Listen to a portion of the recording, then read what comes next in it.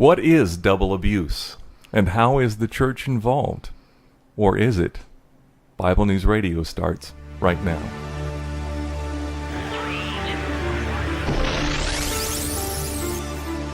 So thou, O son of man, I have set thee a watchman unto the house of Israel. Therefore thou shalt hear the word of my mouth, and warn them from me. Have no fellowship with the unfruitful works of darkness, but rather expose them. Coming to you from an undisclosed location in Middle Tennessee and examining current events from a biblical perspective, this is Bible News Radio with your hosts, Randall and Stacy Harp.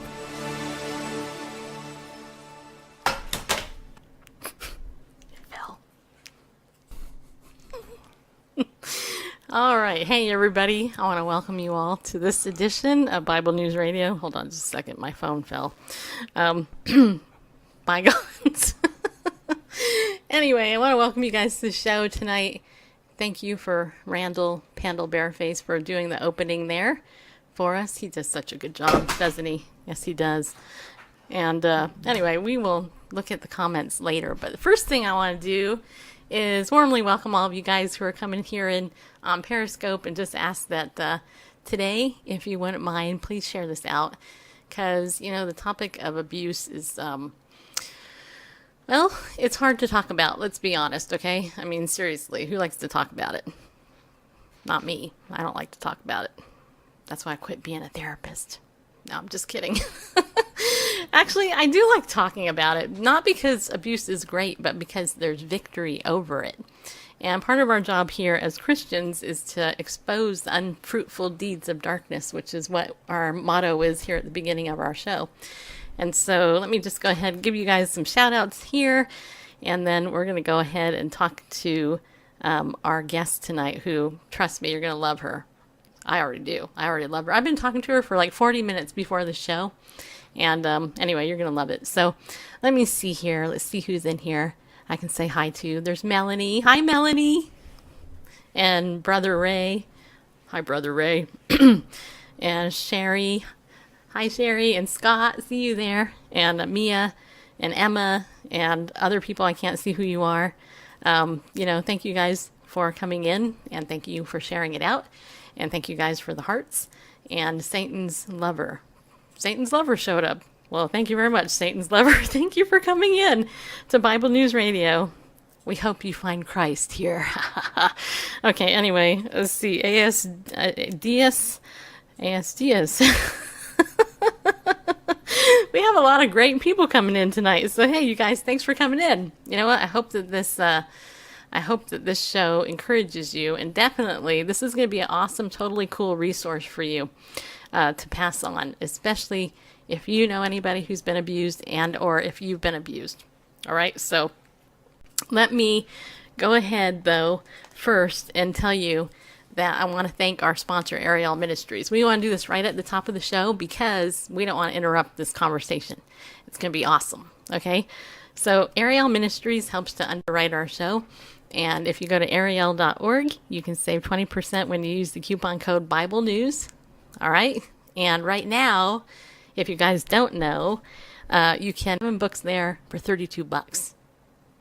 And the best part is you can still use Bible News and save 20%, which will drop it down to like $25 and some change, just so you know. So if you go over to our Twitter account, twitter.com/Bible News Radio, I pinned the tweet right there on the top. All you gotta do is click it and then go over there and you can get this cool bundle. And I'm telling you, it is cool. Especially if you like biblical resources. Very awesomely cool. So check it out. Also, I'll let you know that my very first Bible course in the whole entire world that I've put together on video is going to be out. I'm finishing it this weekend, so it will be launched August 1st. It might be launched maybe the day before because I'm so excited about it. The working title of it is Your Secrets Are Not Secret, The Cost of Becoming Real. And I have to tell you that I'm really excited because those of you who have a secret, right? You don't think it's impacting anybody, do you?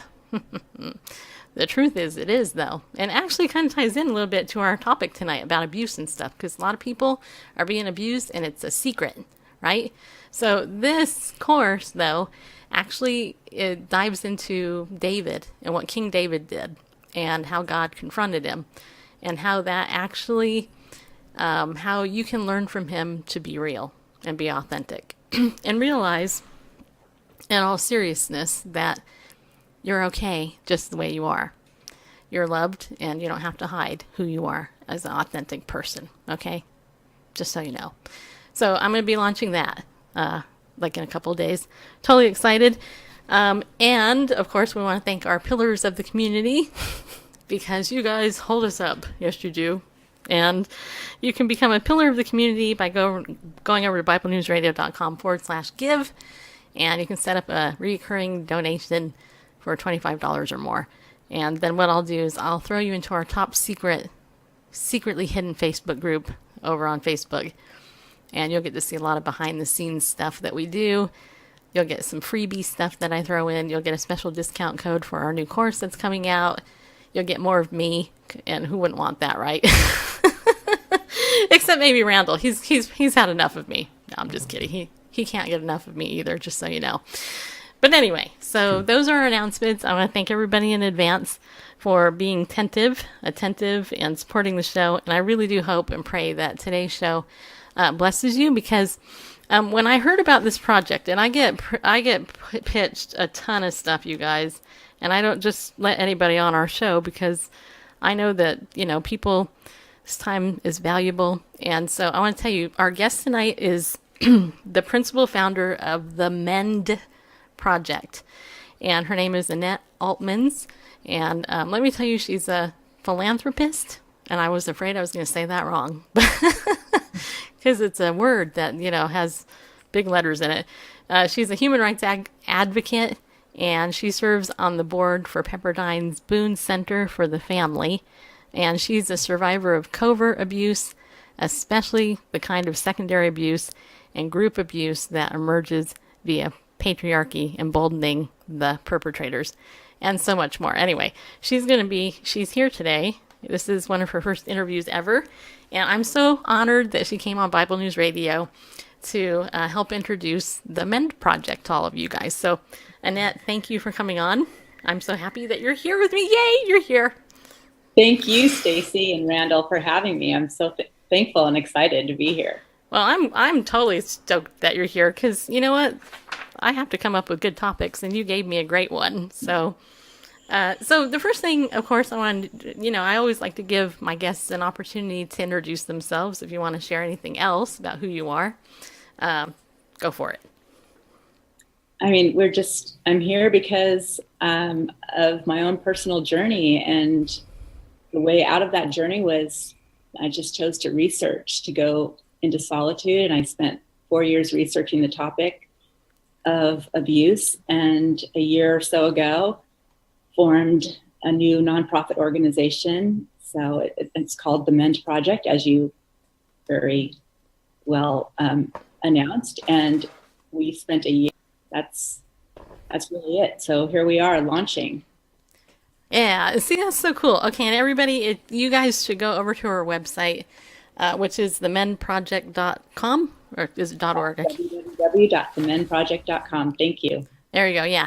So you guys make sure you go over there during the show, because there's going to be a ton of info over there for you to look at, and I'm totally excited about it because frankly, there's not enough people doing this.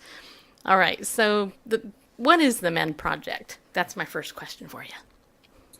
Well, like I said, it's a 501c3 organization, and our primary focus is to name and end double abuse.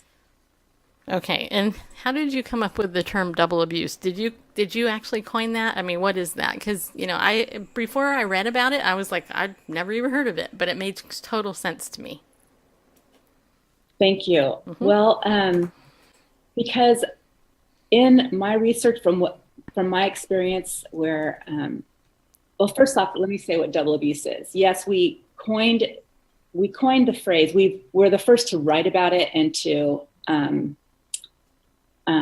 produce literature with that term. There are a number of terms that will describe part of it, but even those terms like secondary abuse are different. You can look up secondary abuse and you find a multitude of different definitions. So there's really not been something to name what this is.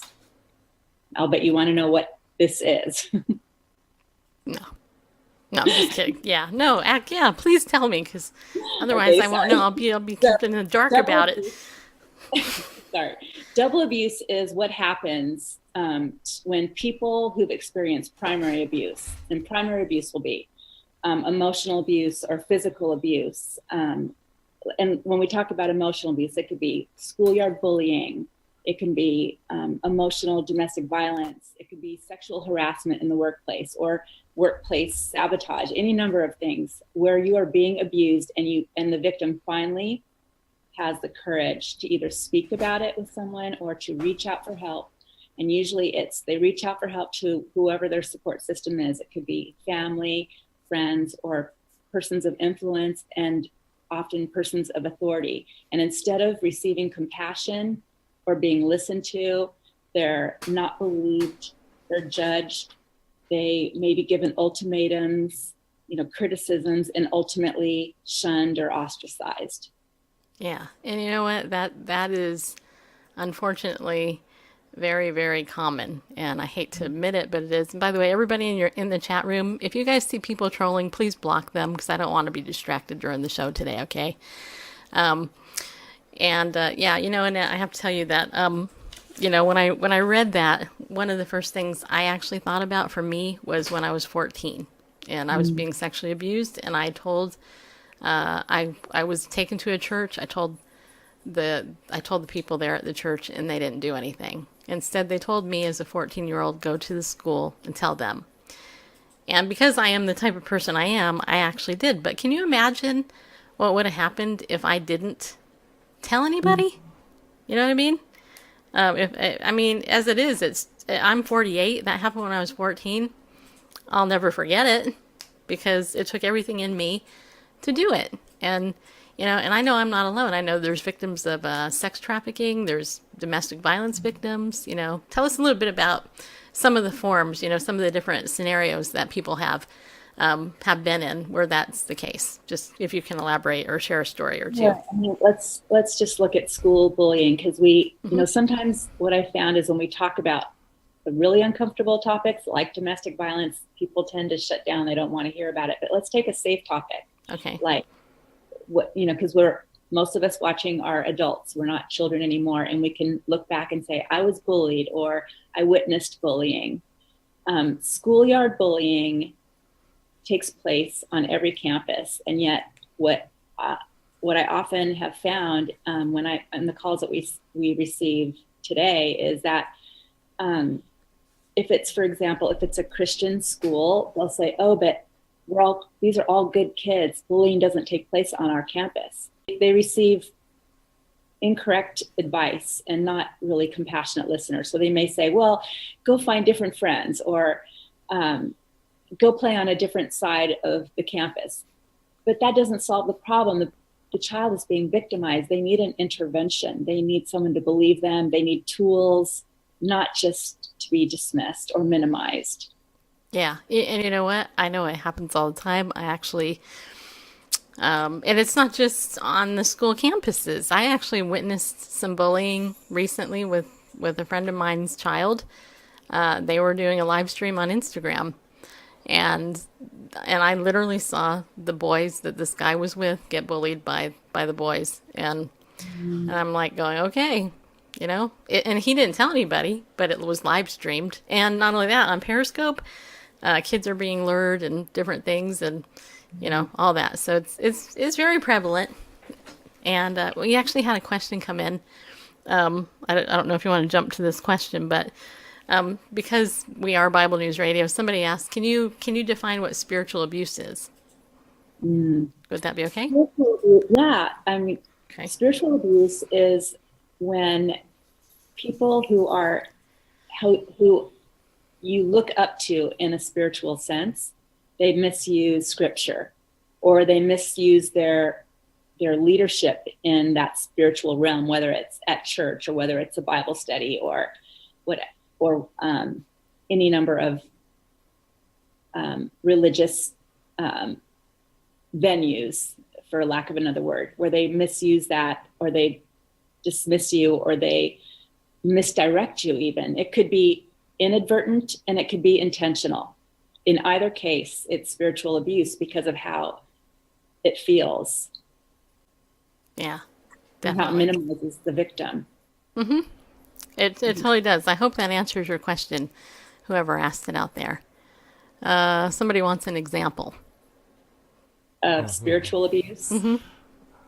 Oh, boy. Well, I don't want to seem sexist or anything because it goes both ways, but patriarchy in the church, saying that the woman needs to submit without really recognizing the full scope of the scripture.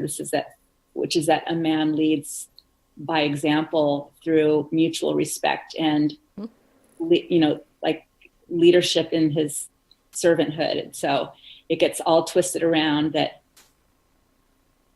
men are allowed to behave basically any way they want, just about, and the woman is supposed to accept that. And if she doesn't, basically the lion's share of the responsibility for marriages gets placed onto the woman.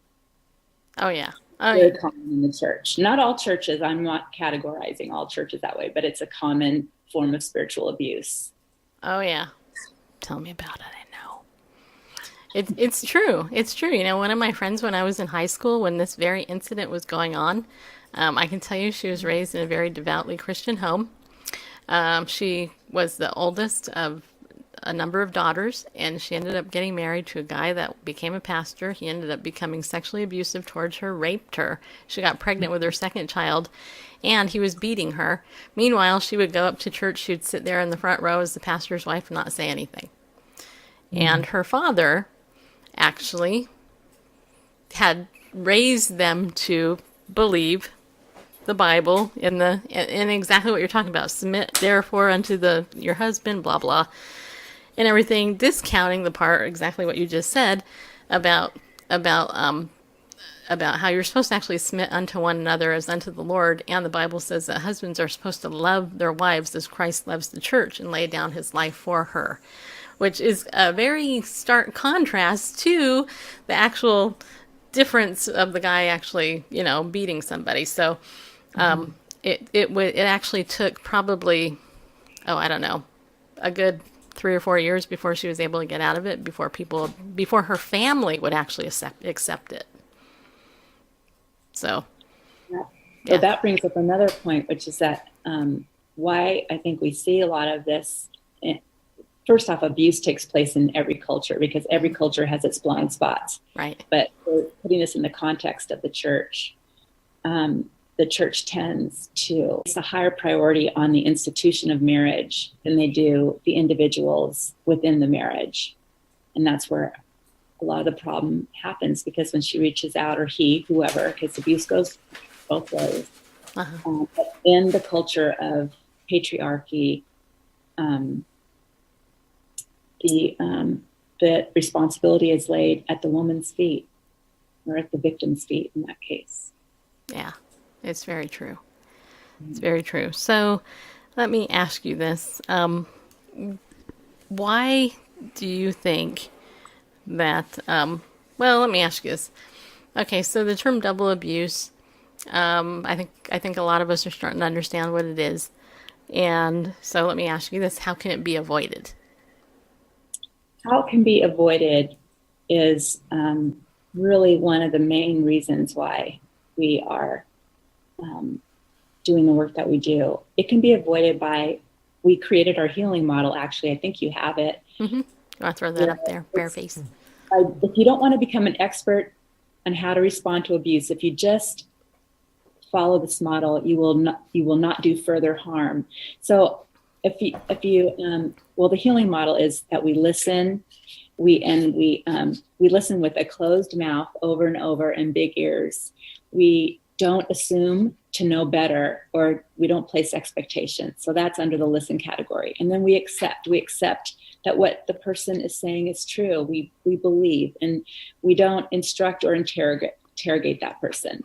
and we empathize. We put ourselves in her shoes. And so that means you don't reject what is being said and you don't criticize what's being said. You just really sit with it. And then we validate, we mirror back. And in this way, you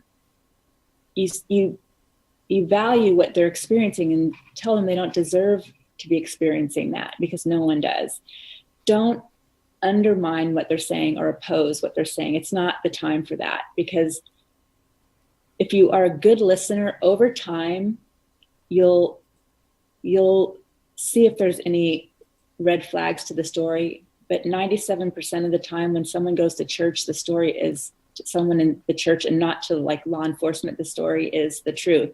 And then identify is the next step.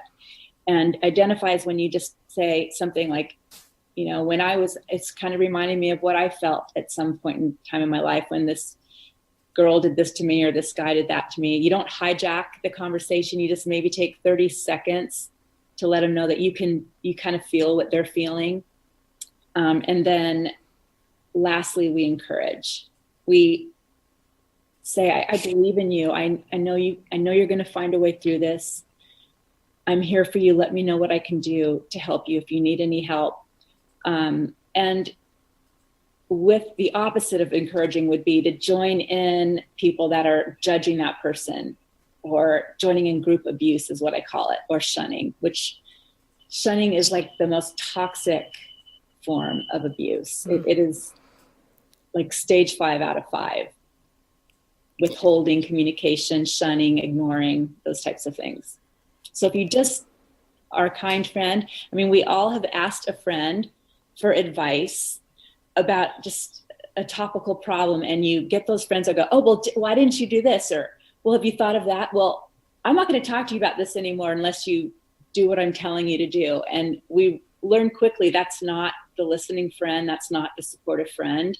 That's the judgmental friend. That's the condemning friend. We want to only confide in those who are compassionate. And as the listener, it's so much easier to just be the listener and to do the model, because you're not an expert. So to actually come up with answers that are correct is a lot harder than to just simply give that person the space to process.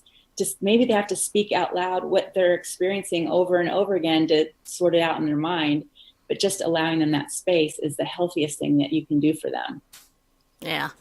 Well, and let's just face it, it's really hard for a lot of people just to actually accept that, because people don't want to believe it.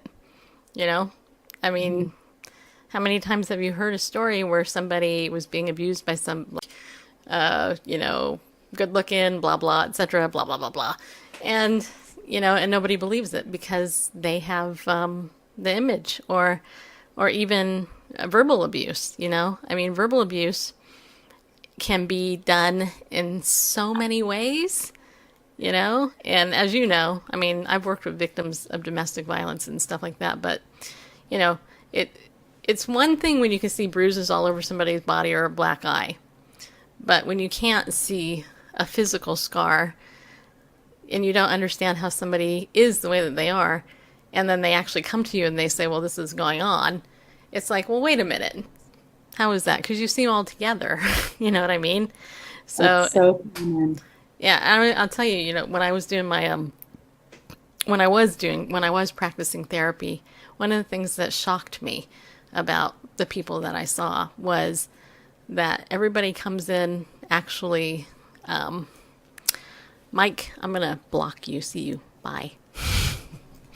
One of the things that, that surprised me when people would always come in and they would be perfectly packaged. And yet then they'd start sharing their story and be like, that's why because you never know. We all wear masks and veneer and things like that. So can you give an example of let's say maybe a scenario that you've heard and you've dealt with, so that maybe people can get an example and maybe identify maybe somebody in their life that might be going through something like this? Of the double abuse part or the covert emotional abuse, or what are you asking me about? Yeah, like I know on your website you have scenarios here. And like the first one, I've reached out for help and no one will believe me. I look like the crazy one. I actually know people who are in this situation right now. And it really does seem hard to believe them sometimes, but that's obviously a very popular one because it's your number one scenario. Okay, well, so to that, like one of the main reasons why we care so much about double abuse is to give it a name, because without identifying what's happening, without that clarity, you can't solve the problem. And with double abuse, with most people who've gone through primary abuse, they're developing post-traumatic stress disorder. It's very common. And right. So, yeah, the victim usually does look like the crazy one. They're having a hard time completing their sentences. They don't know how to put a name to all the things that, particularly if it's more of the emotional or covert style of abuse. She doesn't, or he doesn't know how to define what's happening. When you get punched in the arm, you have a bruise, and you hopefully cerebrally know, oh my goodness, I've been punched, that's abuse. But when someone is playing all kinds of passive aggressive games and deflections and minimizing you and reversing the blame and a number of other things, you're just confused. You don't know what that is. And so that's why it tends to play against the victim more than it does the perpetrator. Does that answer your question? It does, actually. You hear that? That's my cat. Yep, he's down here. He wants to be part of the show. Oh. Actually, he's giving the dog a CAT scan right now. It's true story. He's down here. If I could show you the thing, he's like sniffing the dog's face because the dog's laying at my feet. Sometimes barefaced. I wish we had another inside cam that we could actually show people. Anyway. We can set that up. Yeah, hey, maybe when we get our 360 camera working, we can show everybody the real mess behind the scenes. Okay, but anyway. All right, so everybody in the chat room, let me just say, hey, thanks for coming in. I know that, wow, there's almost 300 of you that came in already. That's cool. But you guys go ahead and share this out again, just in case somebody else might want to come in. Because Annette is really a hero, in my opinion, just so you know. Yes, you're a Bible News Radio hero, Annette, just so you know. Because you're, it's true when you're talking about PTSD. I remember being in a situation. Okay, really? You want to come up here? All right. Okay. You want to Isn't he cute? Yeah, this is Gideon. Yep. Yes, you're a good kitten, huh? Have you been abused? Do you like this topic? Huh? All right. Here. You want to sit on my lap? Okay. He's a big cat. He is, actually. He's not fat, though. Oh. Just heavy. Okay, be careful. Actually, he's about, he's about 10. Anyway, what was I going with that? Oh, yeah, the PTSD thing. I know that people they don't understand what post-traumatic stress is. They don't understand, how that can develop. Can you elaborate a little bit on that, on how that begins to develop? Because so if you're in a situation and you're being abused and, it happens just one time, it's not always going to create post-traumatic stress. It depends on just how violent or hopeless or exactly what happens. I'm not taking obviously a rape single event that would be very much expected to develop post-traumatic stress disorder. Yes. But not all school bullying is going to develop post-traumatic stress. But if that continues, and the child does not feel supported, it's very likely that child is going to develop post-traumatic stress. And then why we care so much about the double abuse piece, well, the definition, because I have it, it's a consistent of persistent mental, emotional, and physiological stress occurring as a result of injury or severe psychological shock. That's like the lay person, but comprehensive definition of post-traumatic stress. What happens when double abuse takes place, and we have not found this written about very much, we've only found multiple studies about what happens when it doesn't take place, when WBS doesn't take place, how people heal successfully from their post-traumatic stress. But when the opposite occurs and they're doubly abused, it develops into complex post-traumatic stress. So we didn't form the MEND Project because we're talking about people's hurt feelings. We're talking about a very serious form of post-traumatic stress, not to minimize the straightforward post-traumatic stress, but complex is exacerbated trauma that disturbs the regulation of your neurobiological, musculoskeletal, and endocrinological and emotional systems. So your body, you now are no longer able to really control your body. You're developing unexplained illnesses, autoimmune illnesses. You're not able to emotionally regulate and organize your thinking. It kind of hijacks you, and it now takes a multitude of services and resources to help get you back to health, where PTSD is maybe 6 months to a year if you get proper help, and complex PTSD can be years and very costly, and it involves, multiple therapies and friends and family, healthy friends and family. Keyword. Exactly. Yeah. Compassionate help, friends and family, art therapy, exercise, all kinds of things. Yeah, no, it's really true. I mean, I had to deal with my own PTSD when I was going through my recovery many years ago, and it took a long time because of the exact thing that you're talking about. And I think what a lot of people don't understand is that PTSD it's ultimately an anxiety disorder, and there's sensory things attached to it. So, like for example, often abusers will, let's say, wear a certain cologne, right? So that smell could trigger you, or, habits, or there's a lot of different things, but body memory is very real. And, people can, like you how people say they cry at commercials. Well, there's a reason that you cry at commercials. And it's not just because you had a hysterectomy and went off all your antidepressants, just so you know. It's because, because there's some type of emotional attachment to whatever that issue is. And so if you're reliving that over and over and over again, and you're kind of stuck in that, it can be hard to overcome if you don't have a support system. That's why the support system is really, really super important. People need to go. So tell me a little bit about like what you offer in terms of services and stuff like that. And I noticed on your website, and this is the other thing I wanted to talk to you about, was you actually even have on there a safety exit button, which I thought was totally cool. It takes you to the Weather Channel.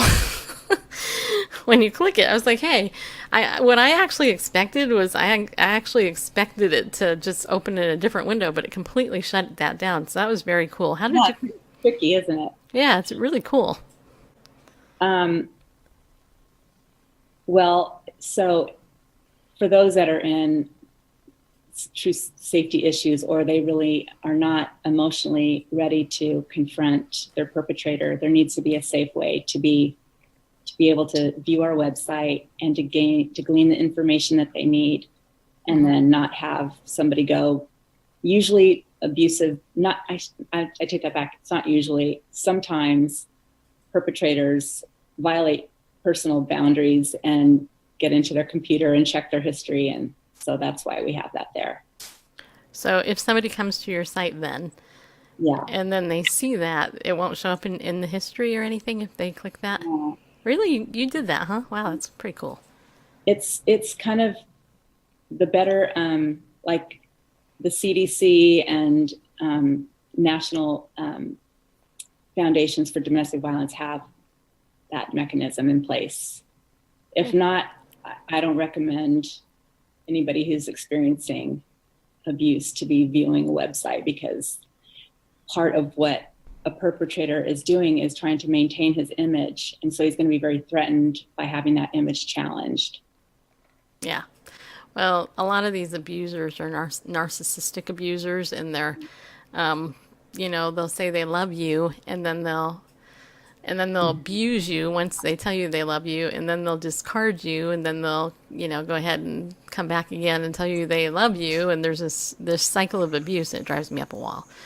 Yeah. One thing I think that our website does that I'd like to highlight is we, in the area of covert abuse, it's very difficult to name.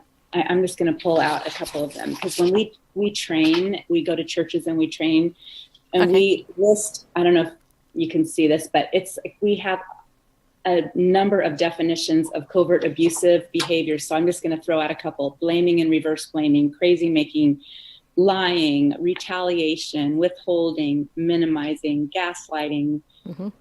It goes on and on. Can I just take one? Minimization, for example. You can talk as long as you want. Go for it. With minimizing, a lot of us parents do it to our children. They say, I'm going to use your Uncle Joe. I don't like Uncle Joe. And we say, oh, go be nice to Uncle Joe. He's so fun. He's so nice. You only have to see him at the holidays. Just give him a hug. And we're missing what they're really trying to tell us. So if you minimize a child in that moment, you are not only undermining their own sense of confidence about what they're feeling is right or wrong. In other words, they're developing their opinion, their personhood, and their barometer for who's safe and who isn't. And we're just dismissing that. And then also we could be missing something much more serious. Uncle Joe is doing something inappropriate with them. And if you don't give them permission to speak, they're too afraid to tell you more. So don't think that if you minimize your child, it's not going to help that child. But most children will not tell you anything beyond that point, because they're already traumatized, which is why the complex post-traumatic stress comes in. They're already traumatized. And so if they know they're going to get traumatized further, if their parent won't even believe when they say, I don't like, and they won't give them permission to talk, they're likely to get really traumatized. So they innately avoid further trauma by not sharing. Yeah. Well, and that's a great example. I love that example because it's so true, and I can't tell you the number of people that I've talked to or I've read about or I've interviewed who've actually used similar examples. It's like I tried to tell them, but they wouldn't listen, or they didn't ask questions. And I know that that's actually part of the model too, is asking questions. How do you ask questions without, feeling like you're being too nosy? The most important thing to do first is listen and just give them enough space. But if you're in a therapeutic situation or you're in a pastoral position, if you're going to ask a question, what we try to say is don't over-confront and don't under-inform. Because what we find, I interviewed 50 people that were in abusive situations, abuse shelters, and they said, I've been in therapy this long with my perpetrator, and it could be a parent, it could be a sibling, it could be a spouse, and it was never picked up on. Or it's either that, like they weren't informed, so the terminology wasn't defined, or they were over confronted. Why are you in this situation? Why don't you just and so then what happens if, let's say it's in a married couple, if the therapist, as you know, over confronts, then the person shuts down and is afraid to tell you more because they haven't figured out yet that something's seriously wrong here. So what we like to say is you can, on our website, www.themenproject.com, you can download these things onto PDF. So you might say in a coy way, gosh, what you're describing to me sounds like minimizing. I have this piece of paper for you, or you can take them to the website, look at this terminology and see if that resonates with you, or if any of those other terms resonate with you, and allow the person to come to the conclusion on their own. But if you say you're in an abusive situation, that's definitely over confronting. Yeah. Am I making sense? You're making great sense, and you're doing great, by the way. Thank you. You're rocking it. George is saying, God be with you. And there was some other guy hitting on you earlier in the chat room saying you were awesomely gorgeous. Lots of people do that. Thank you. Yeah. Yeah, it's difficult. It's difficult because people don't know. I mean, I don't know if it was Oprah who originally said it, but people don't know what they don't know. Yeah. And they have to be taught. I mean, if you were raised in an environment, let's say I'm trying to think of the right word, toxic. Let's say you were raised in a toxic church environment where it was patriarchal and abusive. And then you get married to somebody who in the same church, and then you ended up becoming abused like say your mom was or whatever. You don't know until you find somebody who is outside of that can show you, you know what, honey, you don't have to hurt. You don't have to be disrespected. You're worth more than that. And you're not likely to be attracted to that person because it's so unfamiliar. Exactly. It's really... Sorry, I interrupted you. No. I'm glad you did, because you're the guest. Oh, thank you. By the way, on the minimization thing, yeah. I wanted to say that when we minimize our children, because you brought up your family environment, mm-hmm. It doesn't have to be an abusive environment. Just minimizing will groom a child to choose an abusive spouse, because, that's what happened to me. I didn't have a strong sense of my own emotional barometer. I'm a bright, moderately intelligent person, and so you'd seem to think that I would understand those things, but my personhood was always minimized, so I didn't trust my judgment. They didn't support me when I said this isn't right here, and then so it caused me to doubt my own judgment about those types of scenarios. Sure, a lot of people say, well, just trust your gut. You're like, yeah, I don't know what my gut is. Yeah, if your gut was supported and if you had really healthy parents, and yeah, yes, you do need to get in touch with what that is. That's the ultimate goal. Yeah. Well, Melanie has a question. She says here, how do you approach someone you think is being abused but is afraid to say anything or ask for help? That's a good question, Melanie. And that's a hard one to answer, but you're the guest. You answer it. Me personally, I would just not use the word abuse, mm-hmm. because it's going to cause them possibly to shut down. I would do a more tricky way, like get some definitions off of this. Did you know that what this means? And you just slowly give them little things to discover on their own. It rarely works to over confront because it's just too shocking. It's too overwhelming. I don't think it works. Yeah. What do you think? Well, I agree. I would probably do exactly what you're saying. I would find different language. And I would maybe bring up a scenario with somebody else's name in it, or a situation maybe I saw on TV, or, and ask, well, what does this seem like to you? Does this seem, what would you do would you talk to that person that way if they came to you and you were in that situation? Would you, how would you feel if somebody came to you and told you this, fill in the blank, and then figure it out and go, well, wait a minute. Yeah, I wouldn't do that. I wouldn't do that. I wouldn't do that. I'd say I need some respect, people. Go ahead, make my day. Yeah, take that. Duracell. Duracell is not sponsoring us, just so you know.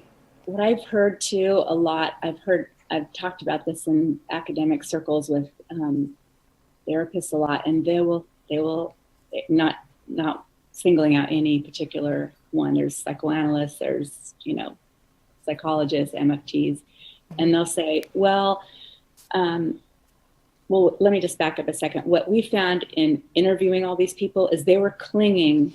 The ones that made it through were clinging to one document or one book or one piece of information that this describes what I've been trying to describe this. I've been trying to understand what's happening to me. I've been in a maze of confusion, which is why emotional abuse is it's one of the worst forms, because you're stuck in a prolonged state of stress and confusion. And so to have clarity is the first step to healing. And so what I find in therapy often is that they're either over confronting or they're under informing. And if there's a way to give data or a book, there's several books out there that I like to recommend, like I don't know, should I do that on your show or not? But Yeah, go ahead. I'd love to hear them. there's Patricia Evans, A Verbally Abusive Relationship. There's Leslie Vernick. She has a book that's about the verbally abusive marriage. And Lundy Bancroft writes a number of fabulous books about the topic that provide clarity to victims, and really healthy insight about how to confront perpetrators. So, Yeah. something like that. I think that's great.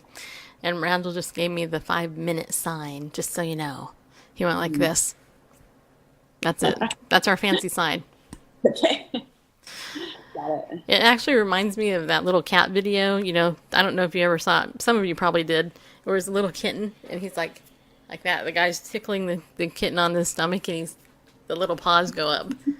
That's cute. It is. No, I haven't seen that. Yeah, it's actually very cute. It went viral. But anyway, so everybody, hey, our guest today is Annette Oltmans, and she is the principal founder of the Mend Project. You can go over to themendproject.com, and you can get a whole bunch of really cool resources and stuff there. That's the best way to connect with her. And actually, you know, is there anything else you would like to add to it? Because I can end with some other comments, but I definitely want you to. I have one piece of advice for victims who are contemplating speaking out. They know they're being abused. It's really important to choose well who you're going to confide in. First off, I say, go to the website and really be able to name your experience. That's really important. And you can do that in private. Really put a name to what is going on. And if you have a trusted therapist, not all therapists are good at this, I have to say. I would say be able to identify what you're experiencing, understand, and pastors too, understand that couples therapy is contraindicated in abuse cases. You should be in collaborative therapy. 3-year separation, it was him in intensive therapy and me getting strong and really holding firm boundaries. And that took it took a lot of time on my own to do that. So I recommend in the church setting, a controlled separation where nobody goes off and does anything irresponsible, but they're committed, but it's not couples therapy. So we need to stop advocating that. And a victim needs to very carefully choose. So in other words, you might wish that it was your mother you could confide in, but that could possibly be the most unhealthy person if she's not a great listener and a compassionate person. Or your best friend you might just need to change best friends. You just might need to find a few people outside your normal circle that are safe. That would be my parting advice. I think it's great advice. And I know you mentioned your husband and all that, and I know that you guys have a story. And just so you know, everybody, we on purpose didn't talk about it because we want to have them come back and share it as a couple, just so you know. But anyway, so thank you for being our guest, and I want to tell you that you did an awesome job. Thank you so much for having me. I so appreciate it, and thank you, listeners, for tuning in. Yeah. Thank all you guys for tuning in. And you know what? I want to just add this. You know, Bible News Radio exists to give you the resources that other places won't, right? That's why we're here. Hey, Cheryl, thanks for coming in. And Next Gen Trader, thank you guys for coming back in. And thank you for the applause. Thank you very much. Thank you very much. Anyway, hey, we aim to bring you the best guests in the world, and we do, just so you know, in my opinion.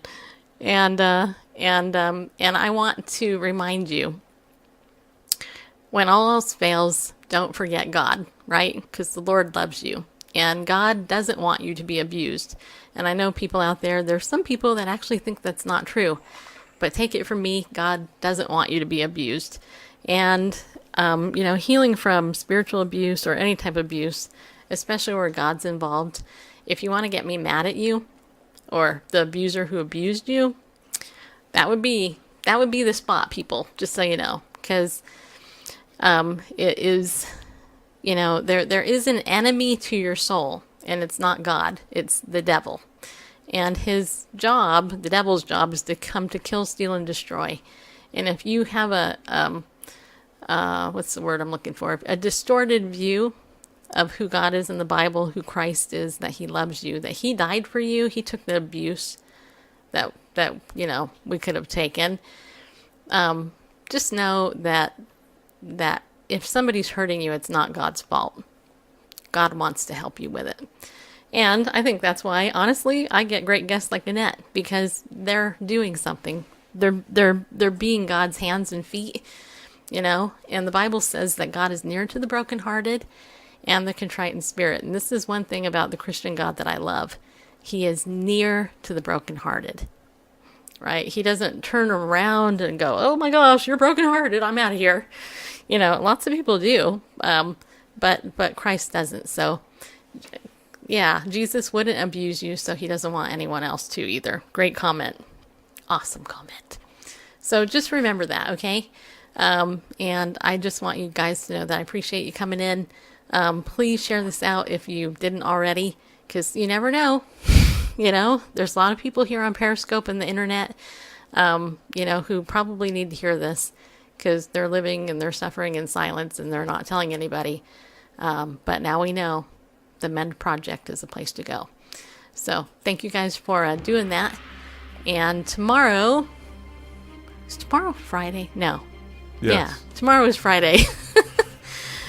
I've had a long week, just so you know.